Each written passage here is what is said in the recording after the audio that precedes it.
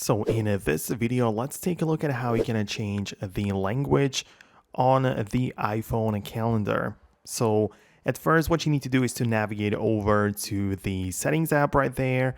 And essentially entirely at the bottom, you should find the apps section. And this is the menu where all of your apps are located and have their own respective settings. So you can go in there, and under the C, we have the calendar. So if you click on this, the language section has its own menu here.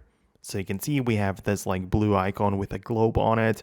And if you click on it, you can already see that there are suggested languages at the top. So for me, it's set to English, but I have two other languages, German and Slovak. So I can easily switch it to German, for example. I'm going to return back home and locate my calendar right here. And you can see that the day is in German. All of the UI and every single thing is in the German language. Keep in mind that the holidays are not affected. They won't automatically just change and,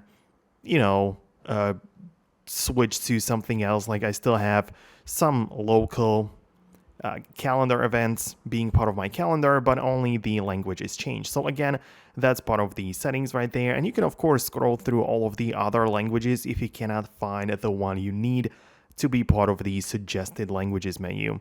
So I'm going to return it back to English, but that's essentially it. Let me know below in the comments if you managed to change the language of your iPhone's calendar. Subscribe for more, and see you later in the future tutorials.